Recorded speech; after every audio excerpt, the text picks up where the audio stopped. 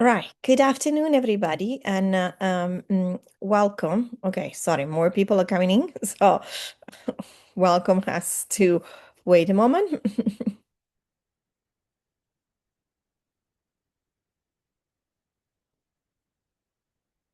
Okay, more wonderful. It's a full house. Very good. Uh, Yeah. So again, good afternoon, everybody. My name is Mara Oliva, and I'm an associate professor in American History at Reading and the director of the Digital Humanities Centers at Reading. So I am not James Baker, which is the name that you can see on the computer. James owns the Zoom account, and I haven't changed the name. Welcome to our second seminar for 2026. I am very pleased to welcome Vincent. And now you told me how to pronounce your your surname, but I forgot. That's Hiribarren. Hiribarren, Hiribarren. thank you, and Yeah. apologies. I said I share the pain because my Mm, the surname is always mistaken. Now, Vincent is a reader in modern history at King's College. He mm. specializes in African history and, in particular, Nigeria. And obviously, he's a digital historian. Um, Today is going to talk to us about one of the hottest topics around the historian versus AI. Who reads and analyzes archives best? As I said, the talk is going to be recorded and then we'll go on the YouTube channel. If you have any questions, please put them in the chat or ask them once we open up for Q&A.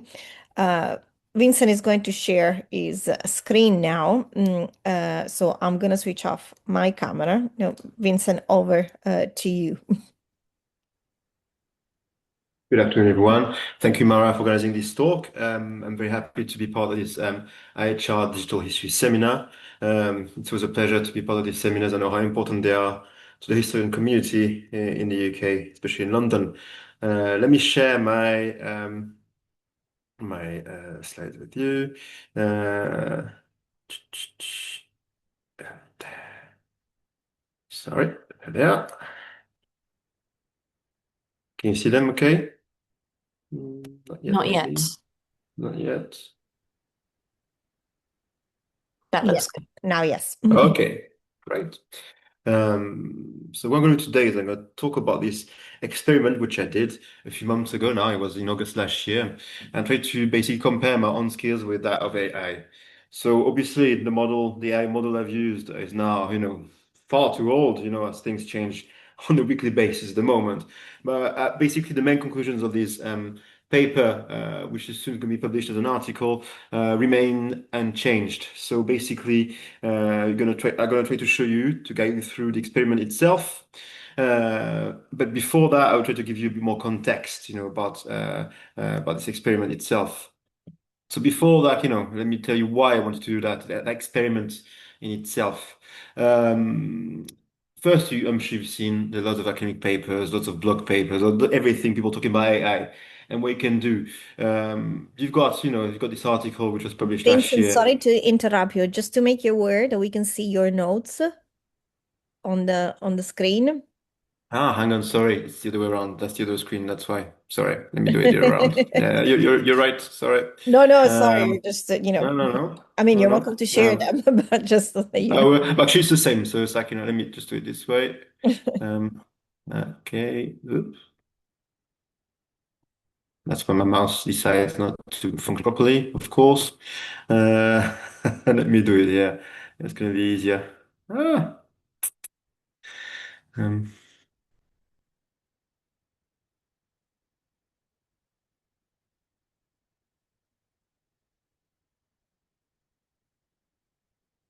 no, it doesn't want to do it. Sorry. Let me just. It's easy. Okay, easy. Let me do that like that. That's the problem of using two screens. Um,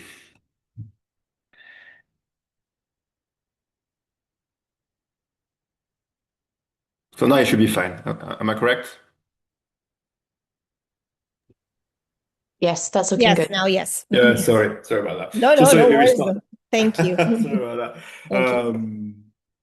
I was going to say yes, more and more publications deal with the way that AI might rewrite history or might challenge our skills, as historians. You might have seen last summer as well, there was a poll saying that many people thought that the jobs of historians would be challenged by AI itself. It was in second position, the first one being the job of a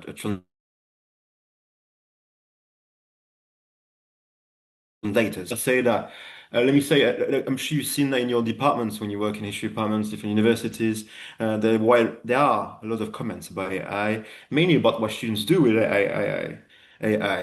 people are quite skeptical, quite dismissive about AI in general. Basically, my point is to show you that, well, they may be quite right in that regard, but we need to have a proper look at what AI is exactly doing with the primary sources that we're using to see actually what's going on, basically. That's the point. So I'm not trying to say it's good or bad at all. It's not the point. It's the idea that to see what's feasible at the moment. That's all. Um, One last thing I wanted to say before I start as well. I kind of organized a workshop last month with a colleague based in Germany called Frederick Mador. He and I work together a lot in the field of African studies and the way AI influences African studies at the moment.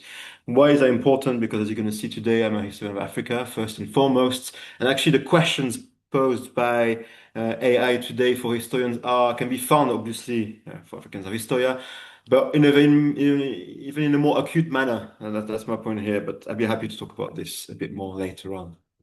So, first, I'll give you a bit of context, talk about these experiments, okay? I've worked with archives dealing with the Cameroon War of Independence. So basically, before I tell you what about experiment, I need to tell you what I've done on that topic. You might have heard about it, maybe not. I was a member of a commission of historians commissioned by the French and Cameroon presidents a few years ago now to rewrite the history of the decolonization war in Cameroon. The point was not to write the history in the glory of the French or the Cameroon governments. It was actually the opposite, which wrote a very critical report published as a book last year in French. And in a couple of weeks now, we're nearly there in English basically with then 14 different authors, seven French people, seven Cameroon people. As you can hear, I was one of the French speakers there as well. Um, Myself, because I work in London, I specifically worked on the history of the British-controlled UN territory of southern Cameroons. Why is that? Because actually Cameroon was not just a French trusteeship territory, it was also a British one, meaning that actually it was divided into two parts. One of them became the Republic of Cameroon, the Francophone Republic of Cameroon. The British-dominated one was divided into two. One part joined independent Nigeria, while the southern part, called Southern Cameroon, is the one here, joins the Francophone Republic of Cameroon. And that's why today you still have an Anglophone Cameroon and a Francophone Cameroon. So myself, I worked on the history of mainly of Southern Cameroons.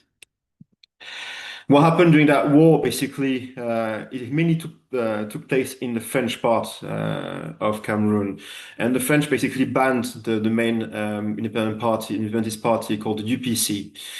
What you've got here in front of you is that two maps that we created, for this book.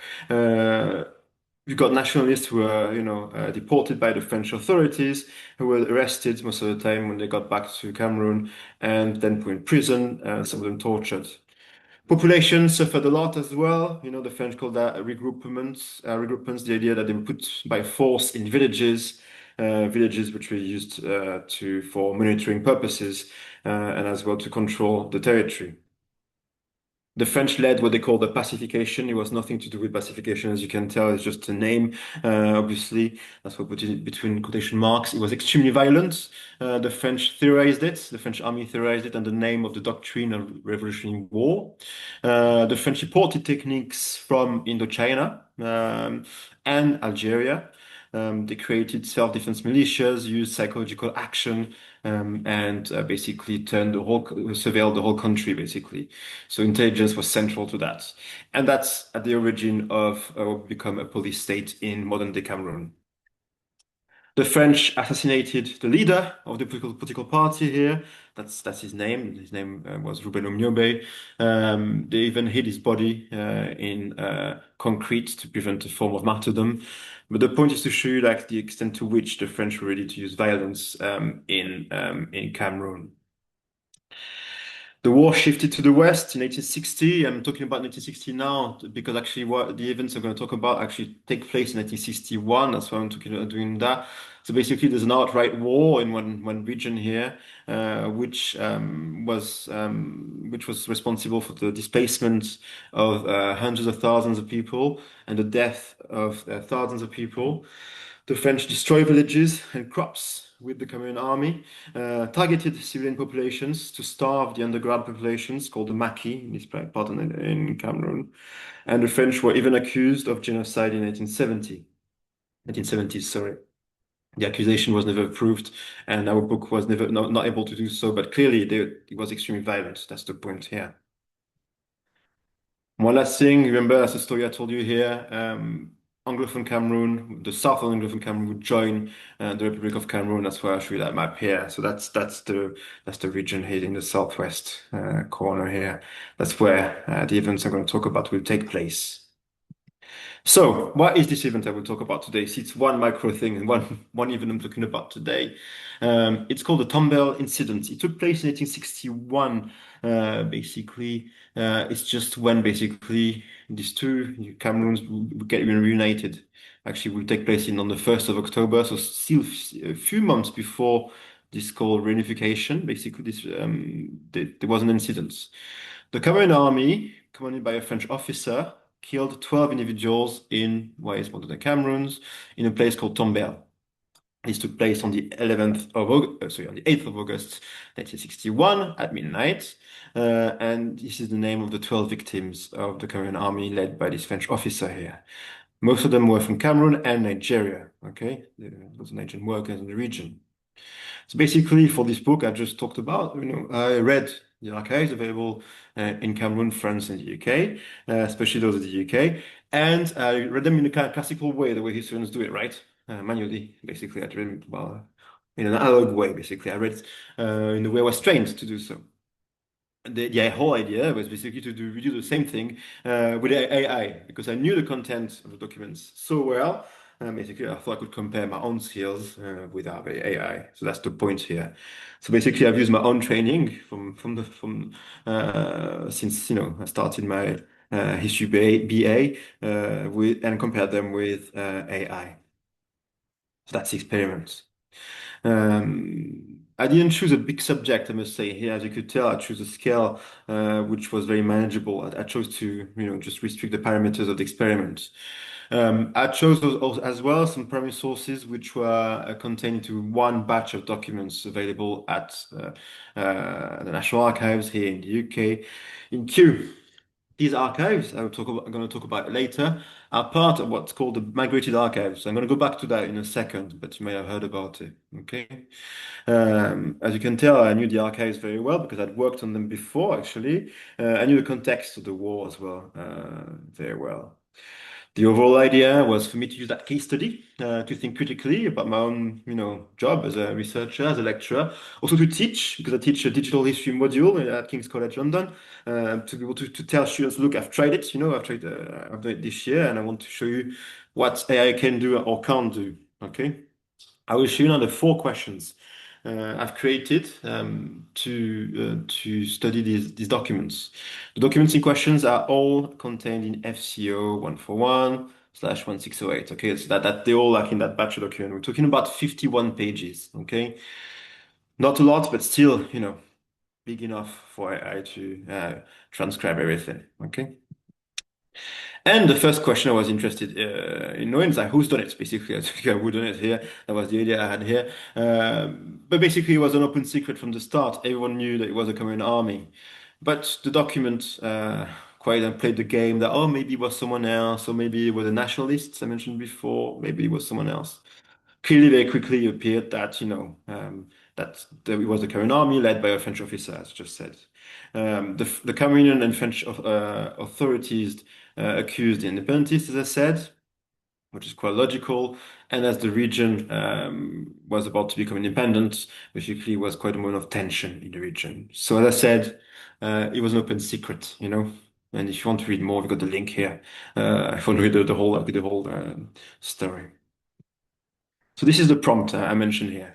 I'm going to go back to the four questions. It's quite a big like, block on this slide, but I'll go back to each question, okay? I modeled it in a way that, in theory, prompt should be written for AI, and I'll go back to each question now, okay? So that's the idea. If you're interested, I can answer questions about how I created the prompt and how I changed some questions little by little, but that might be too many details for now. So, first question. Question of summarizing information. That's something we all heard about, in general.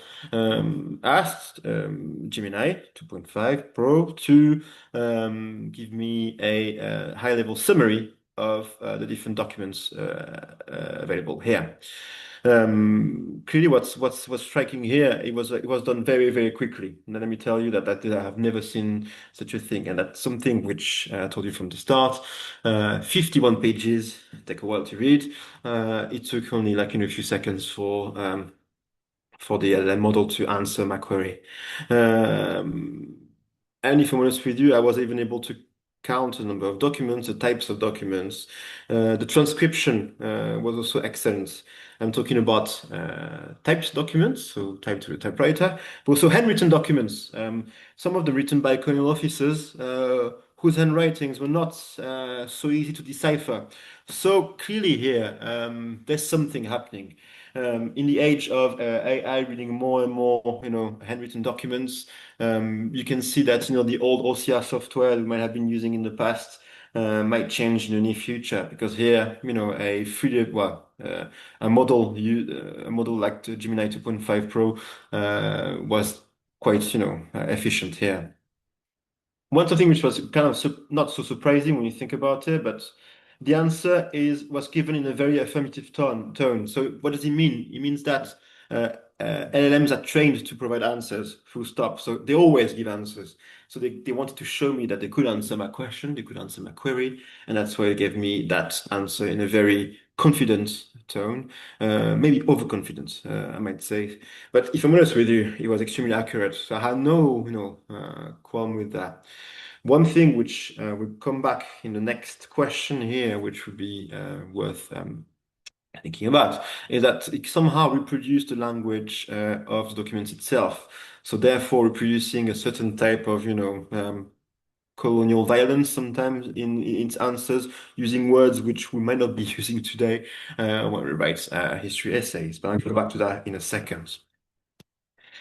Second thing, which is quite striking here, is I asked the question, who has done the killings? Here we're looking for the responsible people for the killings. And clearly here, very quickly, the LLMs went through the 51 pages. And clearly what's happened here is that, he understood that the documents contained a small police-like investigation which determined the identity of the killers, and understood that some people were lying as well. In this case, it was the French authorities lying through the teeth to prove that they were not involved, but they were largely involved because actually they were led because the killings were well. The contingent of the Cameroon army was led by a French officer, so they were clearly involved. And some here, that's something which was very obvious as well. Very quickly, I had a very accurate answer to a factual question, right? The corpus was limited. The LLM model read the information, and yes, it was able to basically answer the question. But here, that's where the point of LLM reproducing a form of colonial language was quite obvious. Is that obviously he was talking about acts of violence. Remember the deaths of these 12 individuals I mentioned before? Where here we've got without any, um, well, any kind of warning, basically, the LLM reproduced the language used by the individuals. So, for example, the word terrorists used to describe nationalists, so yes, it wasn't them, but still, the LLM models called them terrorists. And that's I'm afraid, what the LLM reproduced here. So the answer, uh, might have been correct, accurate, but the language here might not have been the best one. So here, in these two cases, we've got here a good ability to summarize, transcribe, and summarize the document, and ability to basically answer a question. Again, transcribe and answer the question. The LM was even able to understand here a detail which I found quite interesting, is that there was a track of there was a footprint basically in the floor, on the floor, sorry, and the LM managed to read the image basically, which was quite striking here. So now I got two more questions, and that's where maybe this becomes a bit more challenging, and it definitely becomes a bit more challenging. The third question was about the context.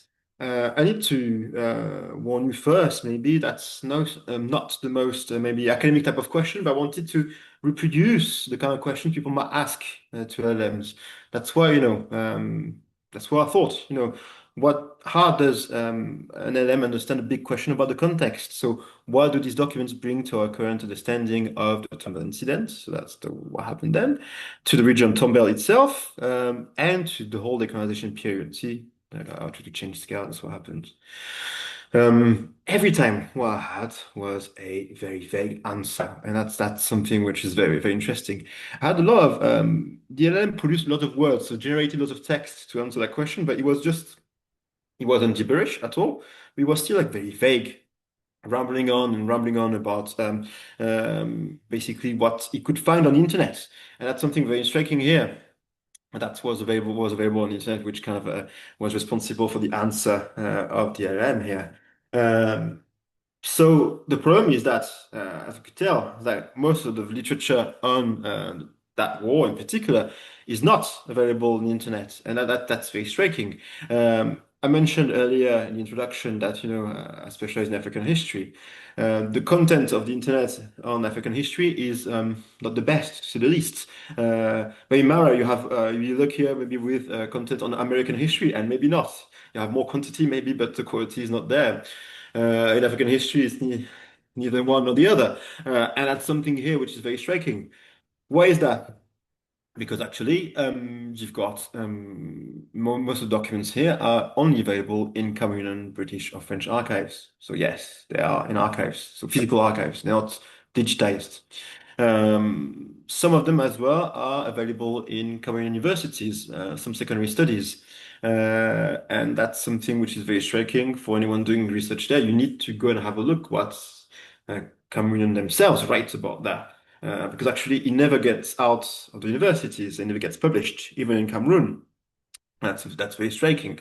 You got only a few publications on that war, and they're not available on the internet.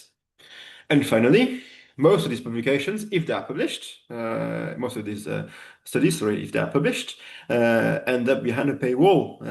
So that's, that's a problem here. You don't have many studies on the Cameroon War independence which are not behind a paywall.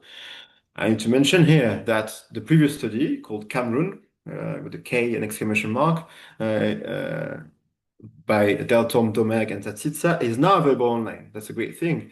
Our work, which is different, published 15 years later, is also available online, but that's very rare. So basically, it's the question of knowledge being stuck behind a paywall, and that's the classical case study of African history not being accessible even to Africans themselves. So why I'm talking about all of that is because LLMs are trained with material which is available online, which is available on big databases, and they go and look for answers online. So basically, because the training material is not good enough for historians of Africa, and because the internet is not consistent enough, and that's a nice way of putting it when talking about African history. Well, the result is that it could only provide a very vague answer. It wasn't very bad still. It was just, not a very good answer. Um, Another point I'd like to make about that question here.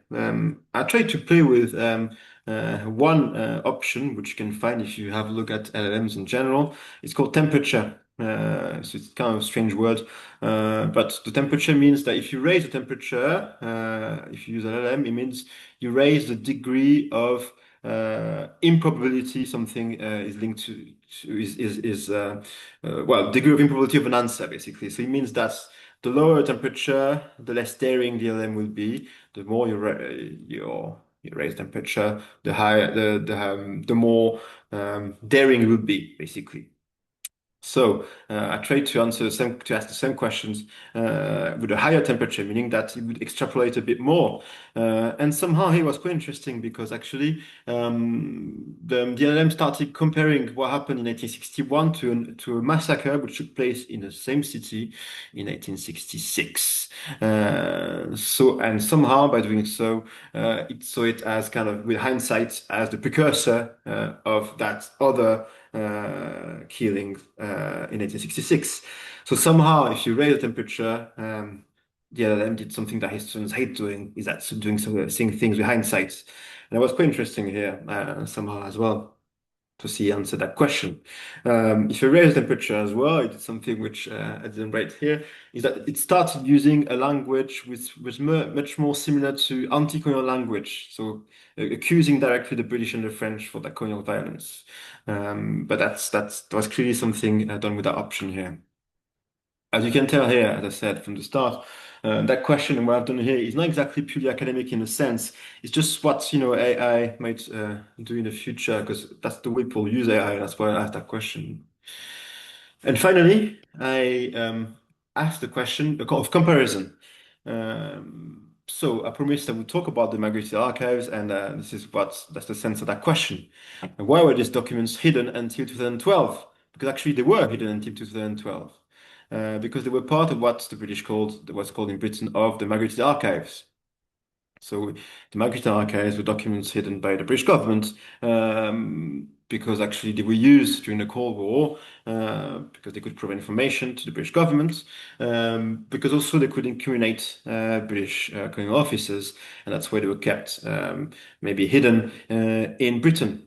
So it's a whole history of dissimulation, a history of hiding the British colonial past. And documents I've used for that experiment were hidden actually themselves. So they were not available. But as you could tell, they didn't contain anything new really here. They just contained the same story. It's just from a British angle. And clearly they accused the Cameroon army and the French command. So that's why I chose to ask that question. I also chose to ask that question because I was able to see what people call the thought process through which LLMs go through. So I'm using the word thought here. I'm not implying at all that LLMs think. It's just called like that. That's the way it's called. It's just seeing the different steps taken by AI to answer your query. Um, the result was quite interesting here. You might have heard of the migrated archives in the case of Kenya. You might remember people went to court and managed to win against that trial against the British government quite a few years ago now. And people now could get some indemnities from the British government if you can prove they were tortured by the British Army between 1852 and 1856. So that was in the media, that was pretty much everywhere 10, 15 years ago. So what the LLM did is I basically compared that incident, Tombo incident, with the case of the Mau Mau in Kenya. And that's clearly, so here's something which was quite interesting. So basically the LLM showed me what it was doing. Remember the steps? I was seeing, look, compare it to what's available in Margaret's archives, found information on Kenya, found information on the Mau Mau case, found information on how to check there was violence, and so on and so forth. So basically, what happened here is that I had a bit of a kind of tautological answer in the sense that, it's this case is just about the Margaret archives, like any other Margaret archives would be. So, like, back to square one, basically. My question didn't elicit anything new. It's just saying, oh, yes, it's Margaret archives because it's Margaret archives. It's not very good, as you can tell. It's just a comparison, it's just comparing two very similar things and ending with the same results. But again, not seeing the specificities of that case, that Tumblr incident. So let me conclude with our, method today. I used a coherent batch of documents here. I managed to obtain factual answers and summaries at a speed I never seen before, especially the speed of transcriptions. If I'm honest with you, that's something which is still the case. Transcriptions are incredible at the moment. But the problem is that basically, just LLMs are not ready to do our job. Maybe we just reassured, it's fine, it's all good for us. But they only manage to produce vague answers, formulated in a very affirmative tone. So it's just like someone, just arguing with us, but not knowing what they're talking about. So. I'm not convinced. There's a form of hindsight when you see questions about larger context. LLMs so want to answer your questions that they want to prove that you're right, that they want to reaffirm that you're right as well. So it's very misleading in the sense that it is doing the wrong, the wrong thing. And finally, it just repeats what you want to hear. That's what I just talked about, the fact that it's very tautological answer here. So basically, it's not doing a very good job. It's fast. It answers some questions, very easy ones, summarizes, transcribes, yes, but it can't do the job of a historian at all for the moment. So maybe I'm too optimistic, but I don't think that AI will at all rewrite history in the near future. And I think I'm going to end up here. But if you're more interested, of course, I'd be happy to answer all your questions. I'm about to publish this paper in an article format in a month or so. But if I could send it to you if you're interested. And yes, feel free to ask me questions. Thank you. Thank you so much. I mean, I've been writing down everything. I'm blown away. I'm gonna stop the recording now. So if people want to